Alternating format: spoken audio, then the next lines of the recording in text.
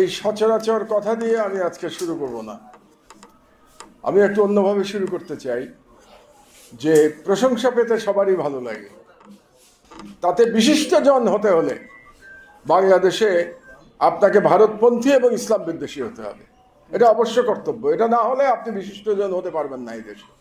আমার যে সাংবাদিক, সম্পাদক, লেখক হিসেবে বেড়ে ওঠা, তার সঙ্গে দুজনের খুব ঘনিষ্ঠ সংযোগ আছে। যে আমি মিডিয়া জগতের মানুষ ছিলাম না, কিন্তু আমি মিডিয়াতে এসেছি পরিণত বয়সে। কেন এসেছিলাম? কারণ আমার কাছে মনে হয়েছিল যে ১/১১ যে সরকার ছিল, মঈন ফখরুদ্দিনের সরকার, সেটা একটা ভারতের দালাল সরকার ছিল।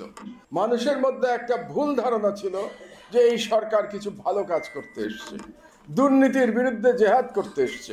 এটাই স্লোগান ছিল সেই সময়। এবং আমি আলমগীর মহিউদ্দিন ভাইয়ের কাছে কৃতজ্ঞ যে সেই সময়, মানে আজ থেকে 18 বছর আগে, এক অপরিচিত লেখকের লেখা তিনি তার নয়া দিগন্তের এডিটোরিয়াল পেজে ছাপিয়েছেন প্রতি সপ্তাহে। এখনকার মাহমুদুর রহমান তো তখন ছিল না। তো এন্টারপ্রেনার মাহমুদুর রহমানের লেখক হয়ে ওঠার পেছনে আলমগীর মহিউদ্দিন ভাইয়ের বিশাল অবদান ছিল। তো এই সচরাচর কথা দিয়ে আমি আজকে শুরু করব না। আমি একটু অন্যভাবে শুরু করতে চাই যে প্রশংসা পেতে সবারই ভালো লাগে। মানুষ প্রশংসা পেতে পছন্দ করে। এমনকি পবিত্র কোরআন শরীফে মহান আল্লাহ তাআলাকে প্রশংসাই করা হয়েছে। মহান আল্লাহ তাআলাও প্রশংসা পেতে ভালোবাসেন। তো কাজেই আপনারা যে আজকে সম্মান দিচ্ছেন, তাতে আমি আনন্দিত হইনি এটা বললে সত্যের অপলাপ হয়ে যাবে। আমি আপনাদের কাছে কৃতজ্ঞ এই সম্মান দেওয়ার জন্য। তবে তার চেয়ে আমি বেশি আনন্দিত যে আপনারা আসাদ ভাই এবং আলমগীর মহিউদ্দিন ভাইকে সম্বর্ধনা দিয়েছেন। কারণটি হলো যে আমাদের দেশের মিডিয়া, বাংলাদেশের মিডিয়া সেই স্বাধীনতার পর থেকেই একটি বিশেষ চিন্তাধারার মানুষের কাছে জিম্মি হয়ে আছে। এবং বাংলাদেশে মিডিয়ার ব্যক্তিত্ব কিংবা সম্পাদক কিংবা সাংবাদিক কিংবা বুদ্ধিজীবী বলতে সেই বিশেষ চিন্তাধারার ব্যক্তিবর্গকেই বোঝায়। অর্থাৎ বাংলাদেশের যে পারিপার্শ্বিকতা এ যাবৎকালের, তাতে বিশিষ্টজন হতে হলে বাংলাদেশে আপনাকে ভারতপন্থী এবং ইসলাম বিদ্বেষী হতে হবে। এটা অবশ্য কর্তব্য। এটা না হলে আপনি বিশিষ্টজন হতে পারবেন না এই দেশে। আজকে আসাদ ভাই এবং আলমগীর মহিউদ্দিন ভাইকে সম্বর্ধনা দিয়ে এই বৃত্ত ভাঙতে পেরেছে মাদারত বিশ্ববিদ্যালয়। আমি তাদেরকে ধন্যবাদ জানাই এবং তাদের কাছে কৃতজ্ঞতা জানাই। আমার যে সাংবাদিক, সম্পাদক, লেখক হিসেবে বেড়ে ওঠা, তার সঙ্গে দুজনের খুব ঘনিষ্ঠ সংযোগ আছে। এটা বলা প্রয়োজন।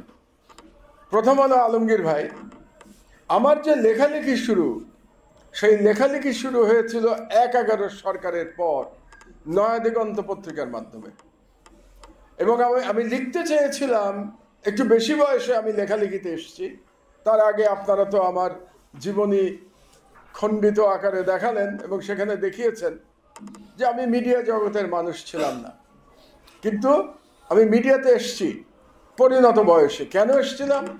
কারণ আমার কাছে মনে হয়েছিল যে ১/১১ যে সরকার ছিল, মঈন ফখরুদ্দিনের সরকার, সেটা একটা ভারতের দালাল সরকার ছিল। এবং দুর্ভাগ্যজনকভাবে সেই সময় বাংলাদেশের অধিকাংশ নাগরিক বিষয়টি বুঝতে পারেন নাই। মানুষের মধ্যে একটা ভুল ধারণা ছিল যে এই সরকার কিছু ভালো কাজ করতে এসছে, দুর্নীতির বিরুদ্ধে জেহাদ করতে এসছে। এটাই স্লোগান ছিল সেই সময়। কিন্তু আমি তাদের পেছনের উদ্দেশ্যটা এবং ষড়যন্ত্রটা আল্লাহর রহমতে ধরতে পেরেছিলাম। এবং তখন আমার মনে হলো যে প্রথাগত বৃত্তের বাইরে এসে কোনো একজনের কলম ধরা উচিত। এবং আমি কলম ধরেছিলাম। এবং আমি আলমগীর মহিউদ্দিন ভাইয়ের কাছে কৃতজ্ঞ যে সেই সময়, মানে আজ থেকে 18 বছর আগে, এক অপরিচিত লেখকের লেখা তিনি তার নয়া দিগন্তের এডিটোরিয়াল পেজে ছাপিয়েছেন প্রতি সপ্তাহে। এখনকার মাহমুদুর রহমান তো তখন ছিল না। তখনকার মাহমুদুর রহমানকে সবাই জানতো, সরকারে ছিল, ইঞ্জিনিয়ার, MBA, প্রাইভেট কোম্পানি চালানো এক এক এন্টারপ্রেনার মাহমুদুর রহমান হিসেবে। তো এন্টারপ্রেনার মাহমুদুর রহমানের লেখক হয়ে ওঠার পেছনে আলমগীর মহিউদ্দিন ভাইয়ের বিশাল অবদান ছিল এবং সেই অবদানের আমি আজকে স্বীকৃতি দিচ্ছি।